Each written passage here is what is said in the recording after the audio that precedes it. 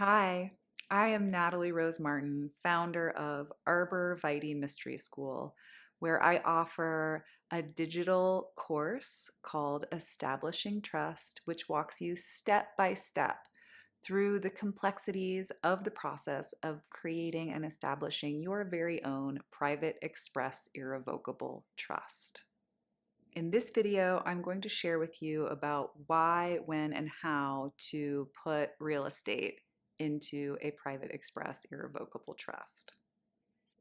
Property held in a trust is owned by the trust and managed and stewarded by the trustees who are managing the trust. So if you don't own the real estate that's held in the trust and owned by the trust, when you pass away, the property remains in the trust and doesn't go through probate. So there's no need to have a will and no property taxes or estate taxes will be taken.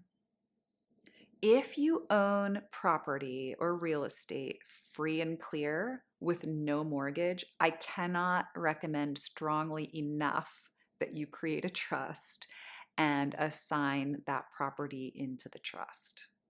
I see no reason for property that is free of encumbrances not to be held in a trust. It is absolutely the most secure and private way to steward land and property assets.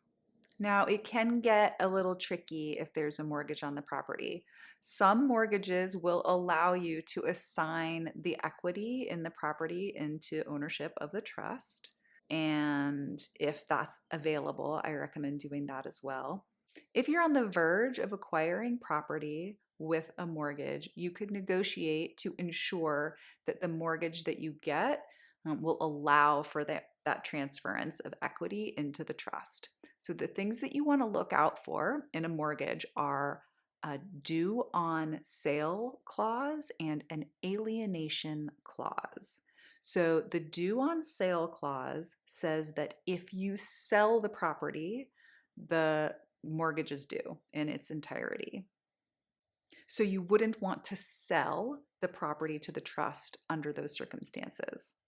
And you still want to look out for an alienation clause, which also doesn't allow transference.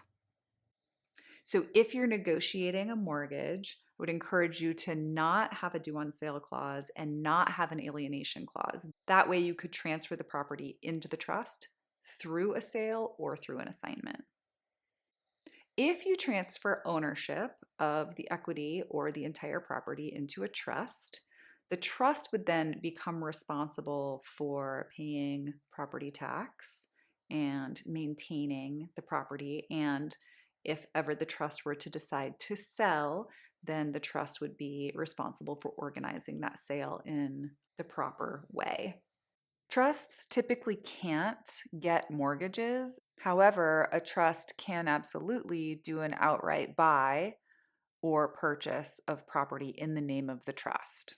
And so if you already have a trust formed and you have the resources to buy the property to be held in trust, the trust can go ahead and execute that buy.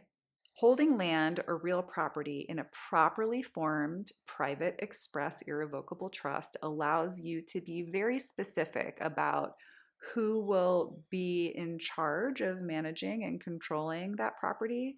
That would be the role of trustees, and you could be one of the trustees, and be really specific about who the beneficiaries are, whether those are the heirs that would inherit your property if you were just to go the traditional route with probate, or other people or organizations that you want to choose specifically to be the inheritance of what's known as the trust res.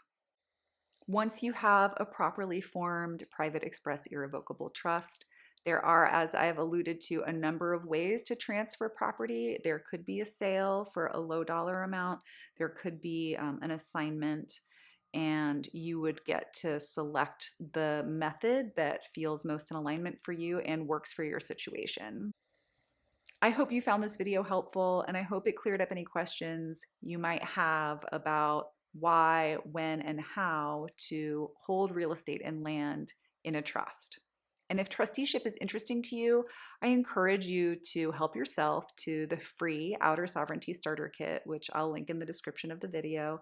And go ahead and check out Establishing Trust, the online self-paced course that I've created to make a complex process simple and accessible.